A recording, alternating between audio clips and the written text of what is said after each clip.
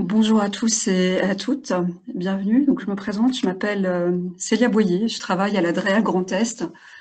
L'ADREAL, c'est la Direction régionale de l'environnement, de l'aménagement et du logement, et c'est un service déconcentré du ministère de la Transition écologique. Donc, aujourd'hui, je vais vous brosser un panorama rapide des matériaux de construction biosourcés et vous dire pourquoi ces matériaux-là intéressent le ministère de la Transition écologique. On va commencer par une définition.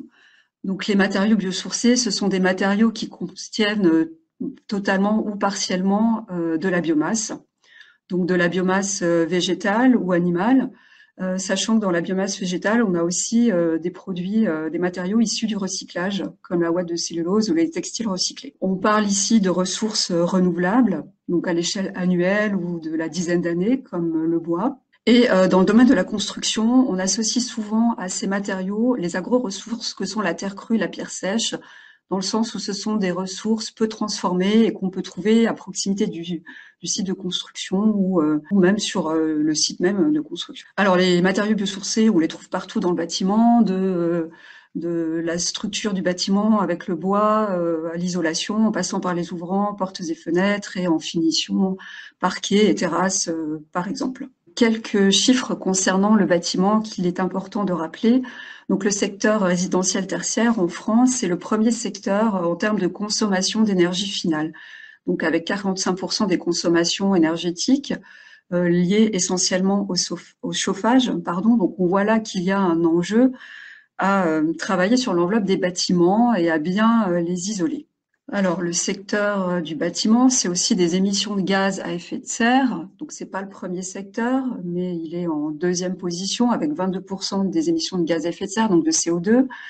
Et sachant que au sein de ces émissions, la moitié est due aux équipements et aux matériaux de construction. Donc, c'est pour ça qu'il y a un enjeu en termes de matériaux de construction biosourcés. Des impacts également du bâtiment en termes de prélèvement en eau potable. Donc là, le choix des matériaux peut avoir une influence sur ces facteurs-là. Un petit focus sur le béton au niveau mondial. Alors, 2 tiers des constructions au niveau mondial sont en béton armé, sachant que le béton, ce sont des ressources non renouvelables, les granulats, le ciment, qu'on a déjà dans certaines régions du monde des pénuries de sable, et que l'extraction de ces ressources, donc qui ne sont pas renouvelables, affecte durablement la biodiversité et les paysages. Donc, quelles solutions pour lutter contre le réchauffement climatique, l'épuisement des ressources? Donc, on l'a vu, l'isolation des bâtiments. Donc, pour les bâtiments existants, la rénovation énergétique, c'est un sujet d'actualité. Pour les bâtiments neufs, le choix du système constructif, la prise en compte de la construction bioclimatique, des réflexions sur le confort d'été, sachant qu'on va avoir, avec le réchauffement climatique, de plus en plus d'étés caniculaires, et plus spécifiquement l'utilisation de matériaux biosourcés, donc qui sont issus de ressources renouvelables, recyclables, et surtout dont la fabrication est moins consommatrice d'énergie que les matériaux traditionnels. Ça, c'est un point important, que sont donc la laine de roche, la laine de verre, le polystyrène expansé, par exemple, en matière d'isolant, et surtout des matériaux capables de stocker le carbone atmosphérique, puisqu'au moment de leur croissance, grâce à la photosynthèse, ces matériaux biosourcés, végétaux, captent le carbone atmosphérique, le CO2, et vont le conserver quand ils seront mis en place dans le bâtiment, donc jusqu'à la fin de vie du bâtiment. Donc c'est pour ça qu'on les appelle matériaux puits de carbone. Alors, il y a une grosse marge de progression en termes de matériaux biosourcés en France. Alors, des chiffres pour vous dire qu'en termes d'isolation, les produits biosourcés, c'est 7,5% du marché de l'isolation, et le reste, donc, laine de verre, laine de roche, laine minérale et le polystyrène expansé. C'est la même chose en termes de structure. Donc, l'ossature bois, ça représente 11% du marché de la maison individuelle, un tout petit peu plus dans le Grand Est parce qu'on est une région où il y a beaucoup de bois, et 4% pour les logements collectifs, les bâtiments tertiaires, donc contre les structures béton ou métalliques. Il y a une nouvelle réglementation qui s'appelle la réglementation environnementale, la RE 2020, qui va être publiée très prochainement, en juillet 2021, et qui va remplacer la réglementation thermique 2012, et qui a une spécificité par rapport à cette réglementation thermique, c'est-à-dire que, outre la question de la sobriété énergétique et du confort d'été. Donc elle va traiter, bien sûr, comme la RT 2012, mais avec des exigences renforcées. Cette réglementation, elle introduit la notion d'impact carbone de la construction. Donc l'impact carbone, à travers les matériaux de construction, mais aussi à travers les énergies qu'on va utiliser pour chauffer le bâtiment ou le refroidir. Donc des énergies décarbonées, c'est-à-dire des énergies non fossiles. Et donc ça va conduire à une diversité des modes constructifs, à une mixité des matériaux, à utiliser des matériaux biosourcés, mais pas que. Ça pourrait être du béton bas carbone aussi, avec des granulats, qui va utiliser des granulats recyclés, et ça peut être des matériaux de réemploi. Donc elle sera applicable aux constructions neuves à compter du 1er janvier 2022, et pour tous les types constructifs, des maisons aux bâtiments, aux bureaux, aux bâtiments d'enseignement, avec des exigences augmentées en 2025, 2028, 2030. Et cette réglementation, elle est conforme à la stratégie nationale bas carbone. Elle est basée sur une analyse du cycle de vie dynamique du bâtiment, donc qui, comme vous le voyez, va donc de l'extraction des matières premières jusqu'à la démolition du bâtiment et prend en compte bien sûr la vie du bâtiment et la consommation d'énergie pendant cette vie. Alors on entre dans le vif du sujet. Les filières végétales, donc le bois, le chanvre, la paille de blé, mais aussi la paille de lavande, le lin, le miscanthus, le liège, les balles de céréales, donc ce sont les enveloppes des grains, le roseau, l'ortie, le bambou, le coton. Donc vous voyez que tout est bon dans le végétal pour faire du matériau de construction biosourcé. J'aborderai pas toutes ces filières parce qu'elles sont pas toutes aussi développées, mais donc on va commencer par le bois en structure. Un petit rappel, donc en structure, ça peut être de l'ossature bois avec associé à des panneaux pour le contreventement, comme vous voyez sur ces photos.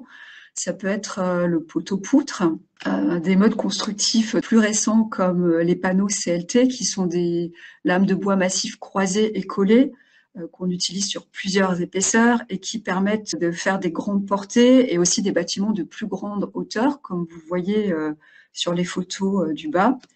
Et puis bien sûr les modes traditionnels que sont le colombage et le bois massif empilé. Le bois, c'est aussi des isolants à partir de fibres de bois, donc issus de copeaux de bois, des panneaux donc isolants rigides ou semi-rigides. Donc on était obligé d'utiliser des liants pour ces panneaux. Ça peut être de la fibre de bois aussi en vrac par insufflation dans des caissons. Et dans ce cas-là, alors ce que je vais dire là, c'est valable pour d'autres fibres végétales, mais ces fibres de bois vont recevoir un traitement fongicide ignifugeant pour la réaction au feu. Donc les isolants en bois, c'est partout dans la maison. Et dans le Grand Est, il faut savoir qu'on a un producteur de panneaux à Golbet dans les Vosges.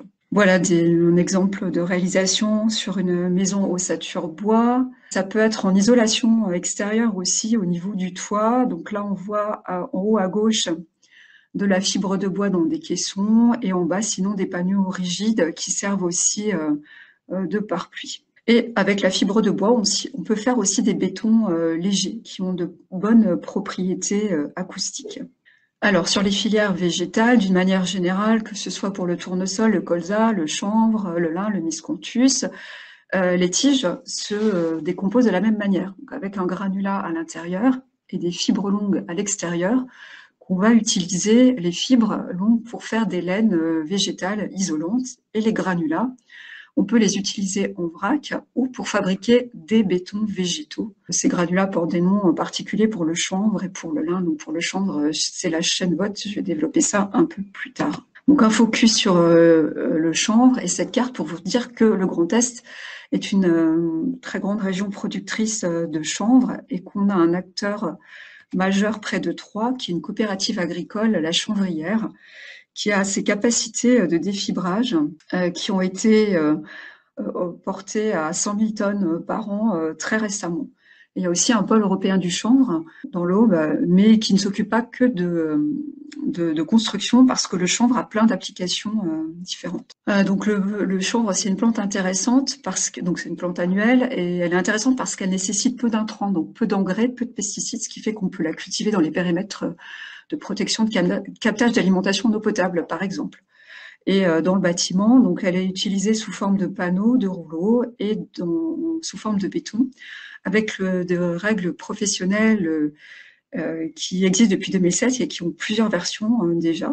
Et ce qui est intéressant avec le chanvre, le béton de chanvre notamment, c'est sa gestion de l'humidité.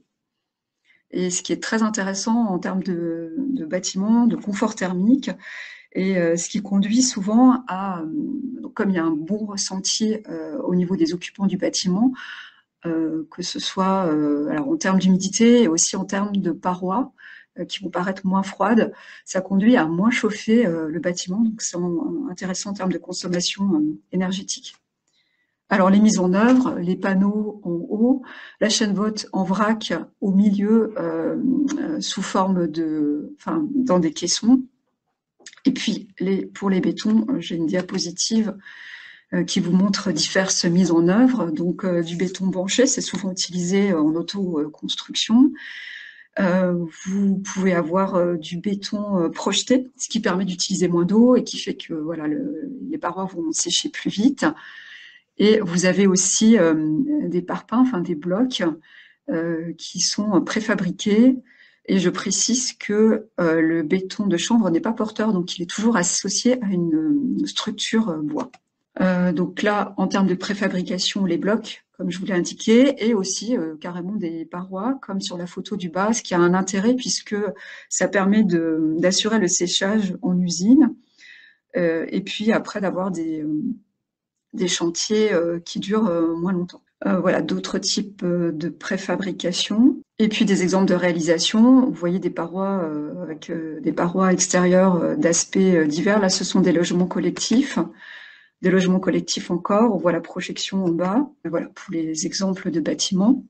Alors, le lin, la France est aussi un très gros producteur. C'est le premier producteur mondial de lin. Donc, on a une grosse ressource. Il n'y a pas que le bâtiment. En termes de bâtiment, c'est exactement la même chose que pour les autres, des panneaux semi-rigides ou rouleaux. Et on peut faire du béton, sachant que le lin a aussi des bonnes propriétés en termes d'isolation phonique. Le miscanthus, donc là c'est plus une filière en cours de développement. Il y a notamment des cimentiers qui ont créé des panneaux porteurs, donc en béton de miscanthus, donc là allié à du ciment. Voilà, donc c'est seulement en cours de développement. Alors, au niveau de la paille, quelques chiffres. 1920, c'est l'année de construction de la plus vieille maison en paille en France. On a des règles professionnelles, donc pour la paille de blé depuis 2012, on a une grosse ressource qui n'est pas en concurrence avec le côté alimentaire, puisque c'est la paille après récolte du blé. On a 5000 bâtiments construits en paille en France. Ça va des logements aux bureaux, aux groupes scolaires. Et on a aussi dans les Vosges un bâtiment de 8 étages qui était un des plus hauts de France.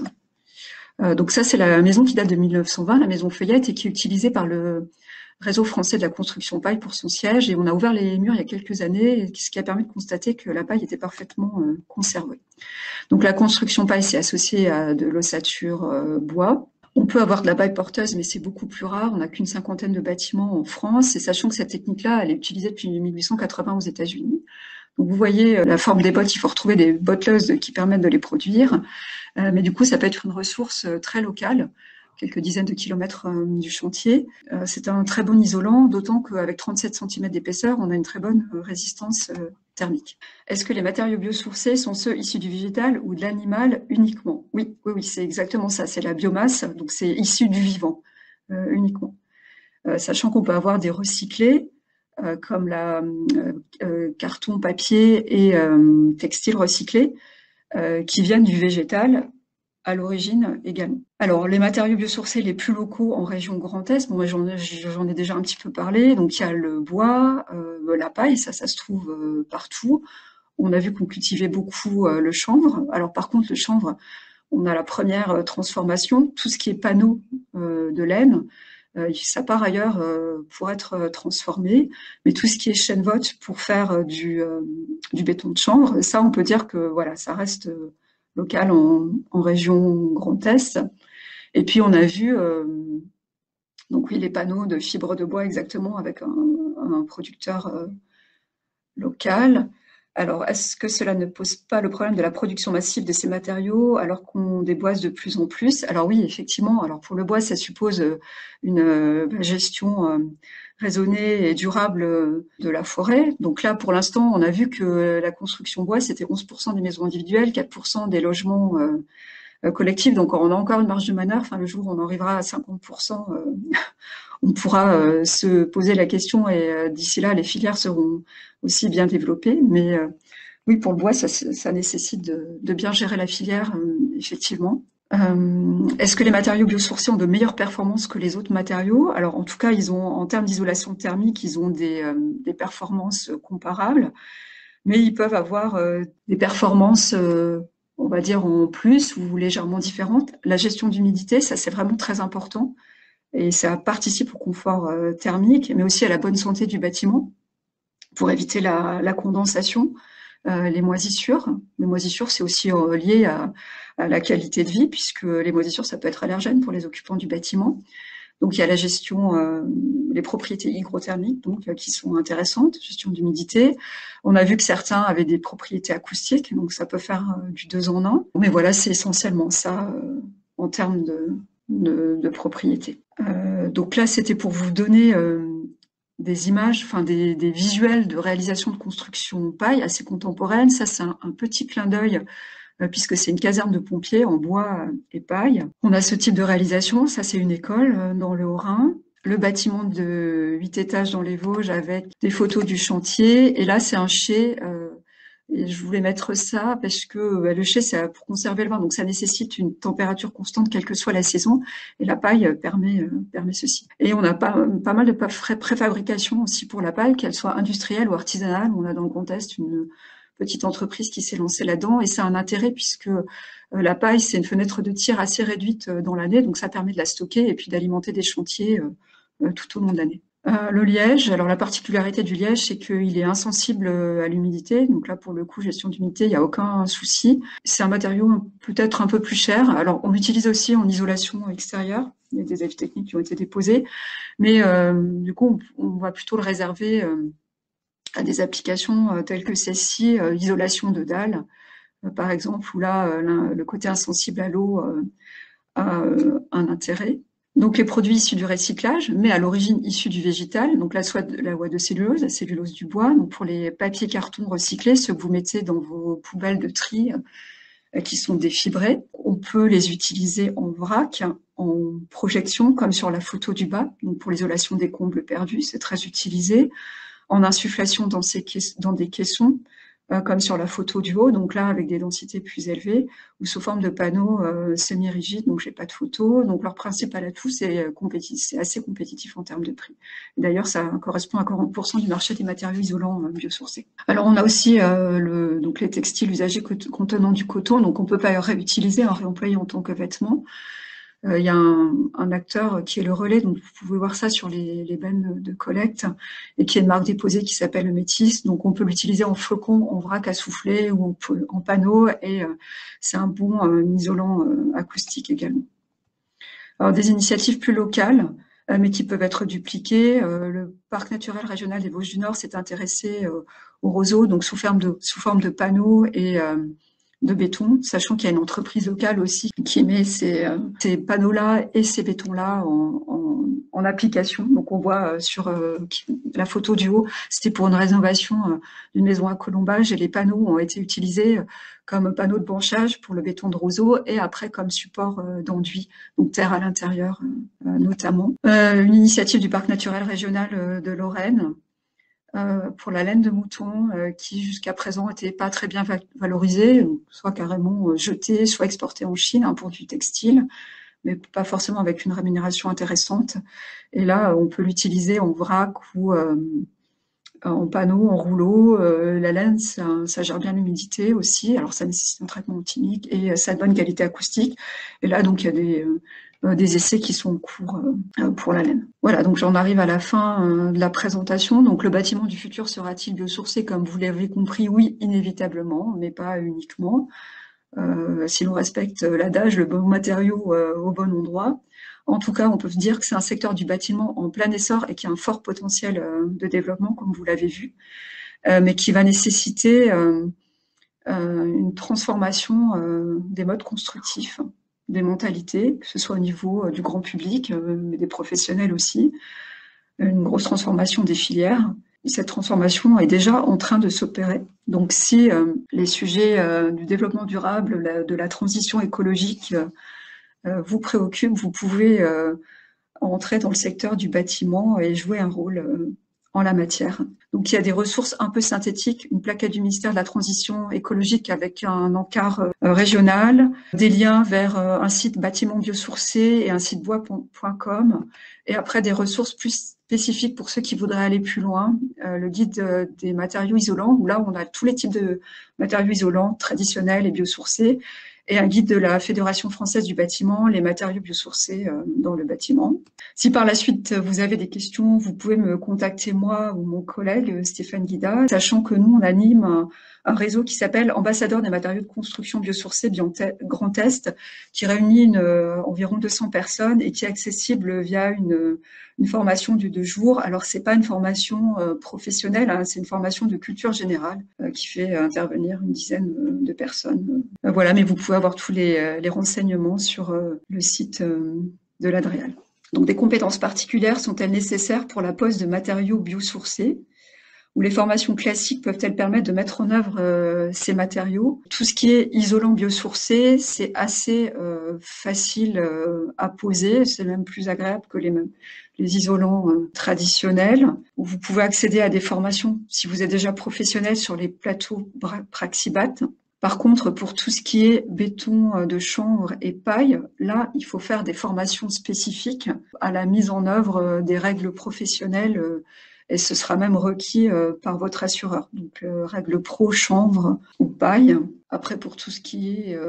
donc pose de matériaux plus sourcés, donc là, j'en conclus que c'est essentiellement isolant ou béton. Et pour tout ce qui est bois, structure bois, évidemment, là, il y a des formations spécifiques adaptés. Est-ce qu'on parle de nouveaux métiers ou de métiers existants qui évoluent? Alors, je dirais pas de nouveaux métiers, parce qu'on a vu que les règles professionnelles, la paille ou chanvre, elles existent depuis 2007-2012, que les isolants biosourcés, ça fait aussi quand même un petit moment qu'ils existent, même s'ils sont pas très répandus. Donc, c'est plus une évolution. Donc soit pour les professionnels déjà formés, et puis soit au niveau des formations initiales, mais qui intègrent déjà normalement des modules sur ces matériaux-là. Pour les professionnels, il y a des formations éco-rénovation qui sont organisées par l'ITSA, les parcs naturels régionaux des Vosges du Nord et des Ballons des Vosges qui vont être assez orientés biosourcés si ça vous intéresse. Je vous remercie. Bonne fin de journée.